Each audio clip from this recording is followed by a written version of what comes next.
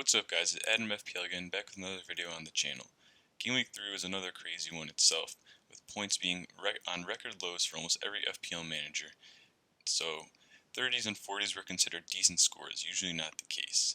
Hopefully Game Week 4 will be a little better in terms of the points.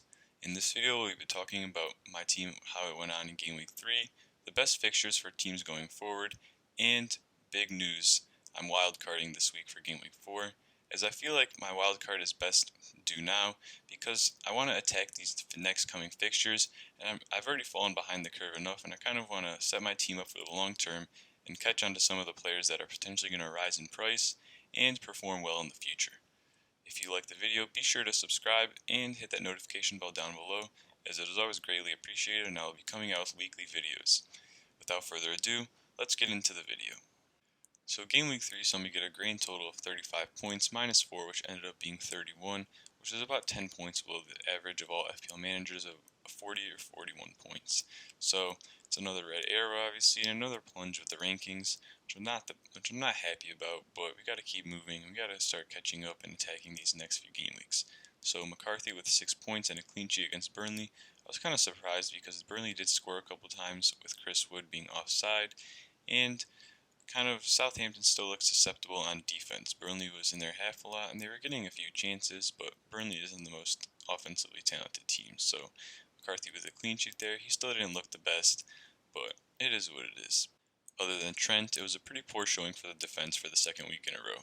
So Trent with the best performance, obviously, with 7 points against Arsenal. The last game, Liverpool and Arsenal, on Monday night, proved to be a pretty good one, with Alexander-Arnold getting 7 points from an assist, and he played okay. He was getting up a lot, same with Robertson. Unfortunately, they could have had a clean sheet, but Robertson had a pretty fatal mistake that led to a Lacazette goal, but it was a little unlucky. Saiss and Vinagre, my two Wolves defenders, with 0 points each, as Wolves got obliterated by West Ham. It was a pretty surprising result, to be honest. Everyone expected Wolves to be a good team this year, so hopefully this was just a blip and they can get back on form in the next few game weeks. Unfortunately, the hit did not pay off as I got in Saiss for a minus 4.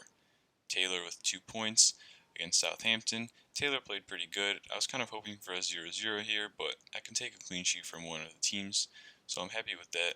Taylor is a good asset to have at 4.5 million. Onto the points for the midfield last week, where there were no contributions of note, but I must say that my captaincy decision turned out okay, as I was torn between De Bruyne and Salah for the whole week, and ended up going to the wire. I ended up having a gut feeling to captain Salah, and he did get an assist while De Bruyne did not return, so I guess that's a positive from this game week. Salah looked sharp against Arsenal, and I look for him to continue to get goals and assists and be involved in Liverpool's potent attack. Kevin De Bruyne played against Leicester. Surprisingly, Man City lost 5-2 to Leicester. Leicester looked great, and Man City, hopefully it was just an off day, and hopefully they'll get back to themselves in the next few game weeks. De Bruyne looked good, but the team as a whole was just off, and they're really missing an actual striker like Gabriel Jesus or Aguero. So with Barnes on the opposite side with Leicester, Barnes looked good again. Unfortunately, no returns. He was creating shots in the box again, and he was getting up on that left wing and making runs. He looks dangerous. The next two fixtures at home, where he's better at supposedly, look good for him, and he's a player to watch out for. All three of my forwards this week blinked and recorded 2 pointers. Martial looked like a ghost against Brighton. Man United got very lucky to win that game as they got a penalty after the final whistle. Who would have thought? Of course it's Man United with the pen, but it is what it is. Martial didn't look dangerous. He didn't really look active enough. And Man United just haven't hit their ground running yet. So he looks like a transfer out for me if you guys have him in your team. Mitrovic against Aston Villa. Fulham looked like the whipping boys of the Premier League, losing 3-1 to Villa. Although Villa did look pretty good, Fulham's attack was pretty stagnant, with them just doing crosses to Mitrovic constantly. Mitrovic trying to get ahead on it with Mings or Kanza always on him, so it was kind of tough for him to score. Didn't expect much from him, but we were hoping. Werner with 2 points against West Brom. He hit the bar. West Brom were actually a lot better than Chelsea in the first half, but Chelsea managed to come back and get the tie and get a point. Werner on the wing looked okay, but I still don't think that he's getting used to the Premier League, so it might take a few game weeks for him to really be a great option again. At 9.5 million, I think that he's a lot of money to have invested in a player who's not scoring, but look for him to start to get some goals in the next coming game weeks and improve his form. So before I bring up my wildcard team draft, I wanted to talk to you guys about the best upcoming fixtures for 3 teams. So if you guys are making a transfer or you are wildcarding like I am, then these are some of the players that you should target. So we have first up Wolves. So Wolves in the next 4 or 5 game weeks have great fixtures. They have Fulham, Leeds, Newcastle, Crystal Palace, Leicester, and Southampton. All of these games are ones that they could score 1, maybe 2, or a few goals in, as none of these defenses are great. So players I would target from Wolves are some of their defenders like Saiz or Cody or Bully, as they can keep a clean sheet in a few of these games. And I also target Jimenez as their talisman striker, who's on penalties, and Podence if he gets back from injury soon and knocks down the spot in the line. With Southampton, they have great fixtures as well, with West Brom, Chelsea, Everton, Aston Villa, and Newcastle. And Southampton, I would probably get one of their forwards, such as Danny Ings or Shea Adams, as their defense looks pretty susceptible. So if you are feeling bold, McCarthy could keep a couple clean sheets, but I wouldn't necessarily go for that. Everton have looked great since the beginning of the season. Ancelotti has them rolling, and they've been scoring a lot of goals. So they have Brighton, Liverpool, which is kind of an outlier, but they have Brighton, Southampton, Newcastle, and then United, Fulham, Leeds.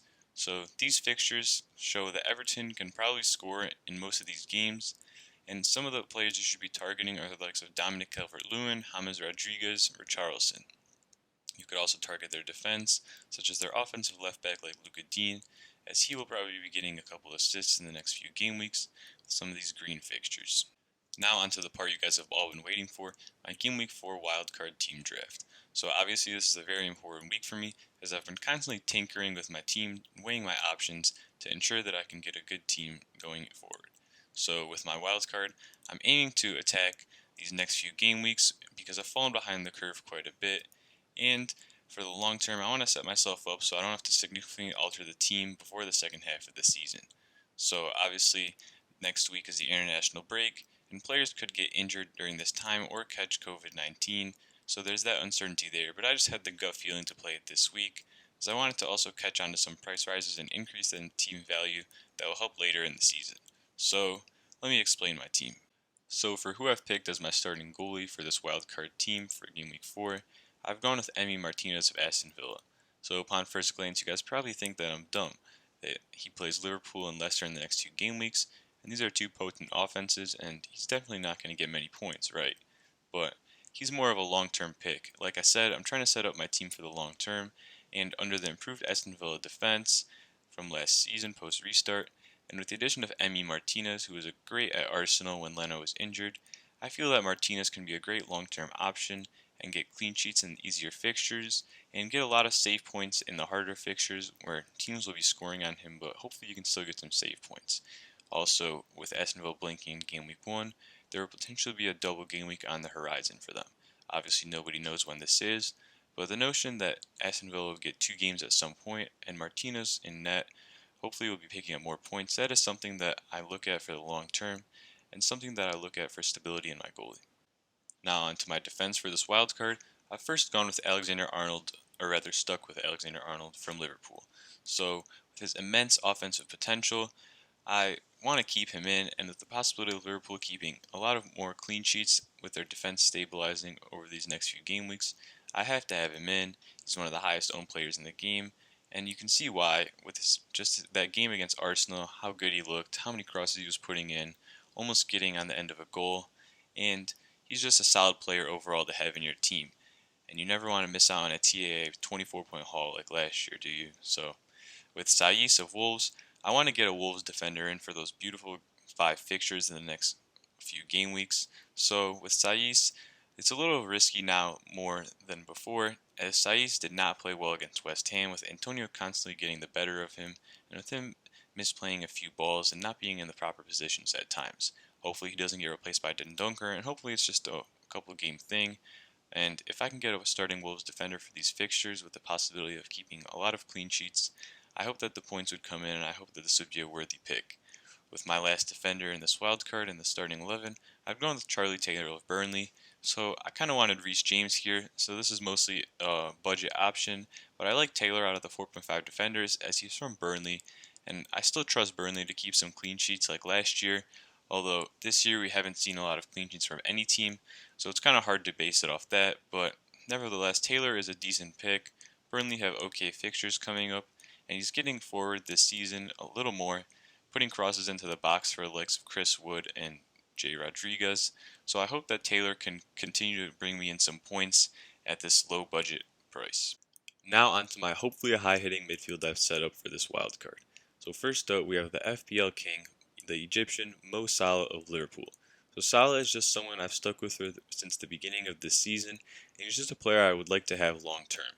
He's a great captaincy option most weeks, especially when he's playing at Anfield.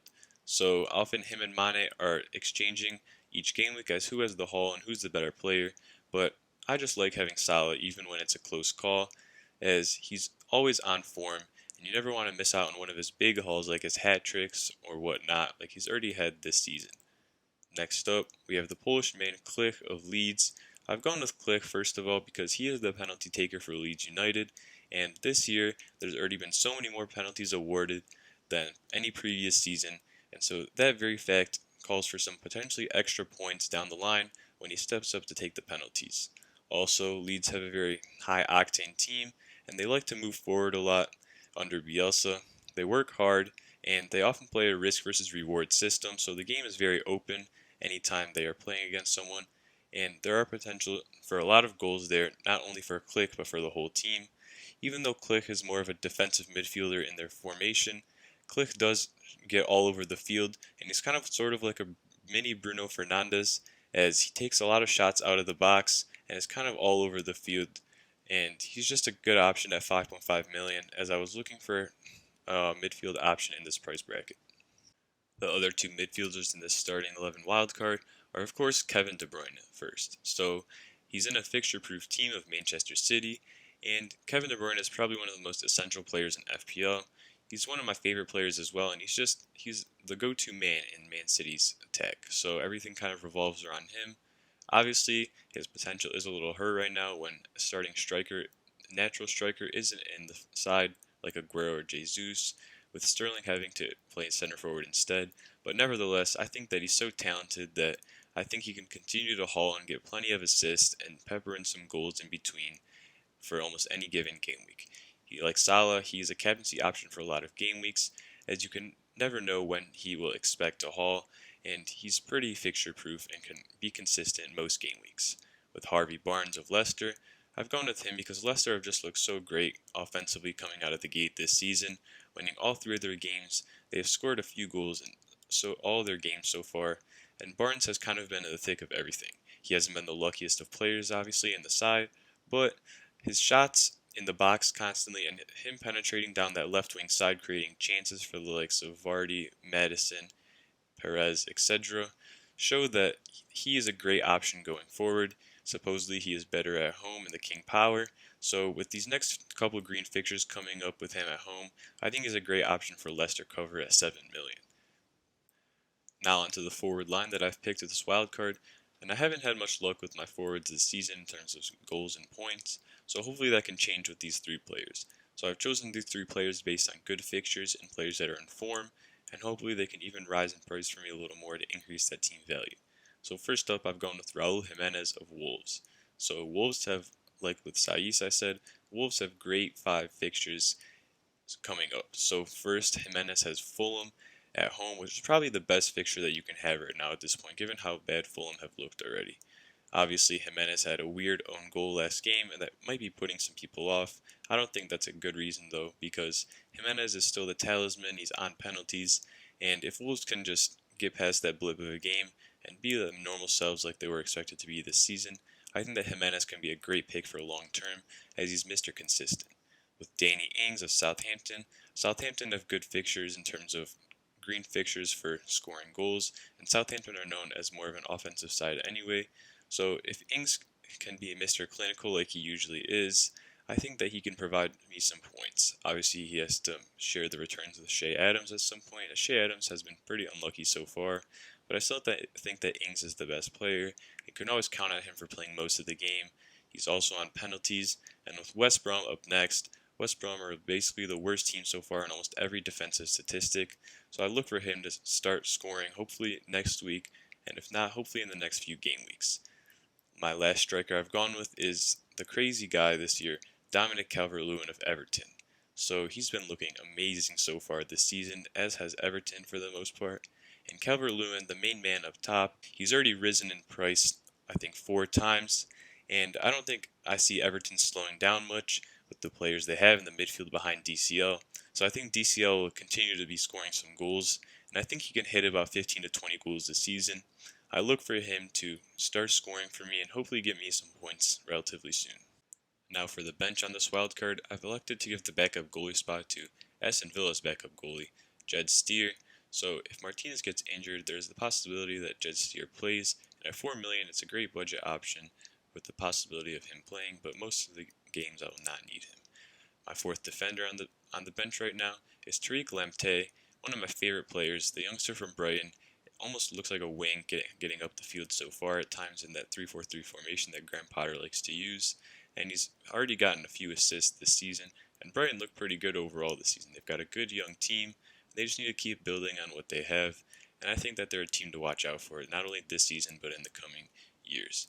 So for the other midfield spot, I've gone with Ali Burke of Sheffield United. So he's actually an out-of-position midfielder in FPL. He plays up top as one of the 2 strikers in Sheffield United's starting 11 a lot.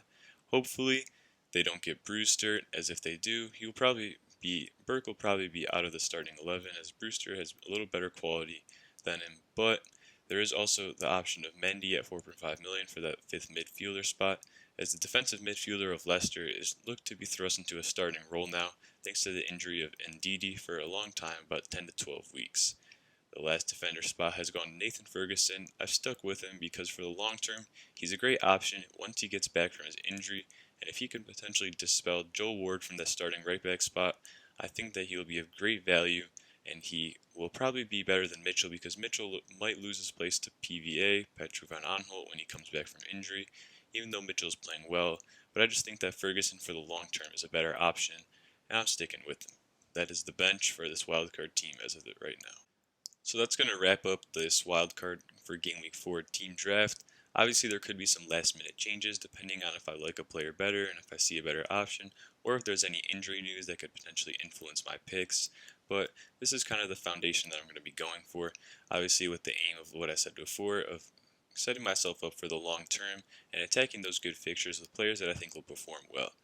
If you made it this far, why not subscribe, as I will be coming out with weekly videos, and like and comment down below, as it's always greatly appreciated, and I'll always be replying to comments.